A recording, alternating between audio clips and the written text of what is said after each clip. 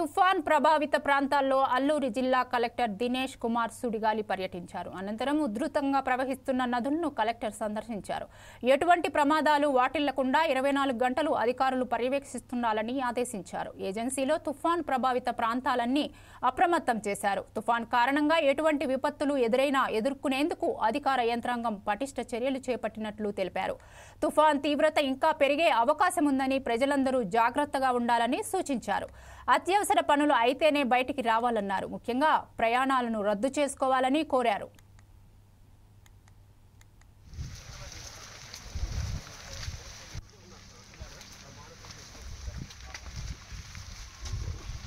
Montha cyclone గురించిన alert messages కానీ warning కానీ లాస్ట్ 3 రోజుగా రాష్ట్ర వ్యాప్తంగా ఎస్పెషల్లీ ఏఎస్ఆర్ జిల్లాలో ఎక్కడెక్కడ దీనికున్న తీవ్ర ప్రవాహం ఉంటుందో ఆ ప్రాంతం అందరికీ కూడా ఈ అప్రమత్తంగా ఉండవలసిన వాళ్ళ అలర్ట్ మెసేజ్ ఇవ్వడం జరిగింది.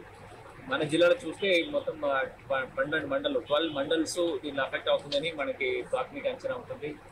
దాంట్లో ముఖ్యంగా మన పాడేరు ఐటీడీఏలో దాదాపు ఒక 3 మండలు మనకి ముఖ్యంగా అనంతగిరి, అరకు అండ్ దుమ్రిగూడ, కొన్ని జీకే వీధి ఆ ఏరియాలో చింతపల్లి జీకే వీధి ఎక్కడెక్కడ ఈ కొండ చెరువులు గతంలో కొండ చెరువులు జరిగిందో, వాగులు వంతులు ఎక్కడెక్కడ పొంగిందో ఆ లొకేషన్స్లో ఐడెంటిఫై చేసిన జరిగింది.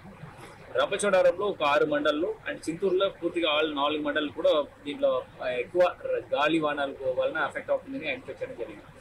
సో మనకి వివిధ శాఖల నుంచి మనకి రోడ్లో ఎక్కడైనా చెట్లు పడిపోతే క్లియర్ చేసేసి వాహనాలని రెస్యూమ్ చేయడానికి కావాల్సిన చర్యలు కానీ, ఎలక్ట్రిసిటీ గాలి వాహనాలు 60 to 70 km/h వచ్చినప్పుడు ఈ ఆల్ ది ఎలక్ట్రిసిటీ లైన్స్ని డౌన్ చేసేసి మళ్ళీ వర్షాలు వెళ్ళిన తర్వాత మళ్ళీ అప్ చేయడానికి కావాల్సిన ప్రయత్నాలు, ఎక్కడెక్కడ పోల్ కానీ ఏదైనా పడిపోతే అది ఇమీడియట్గా రెస్యూమ్ చేయడానికి రివైవ్ చేయడానికి కావాల్సిన మెటీరియల్ అండ్ మ్యాన్ పవర్ అన్ని కూడా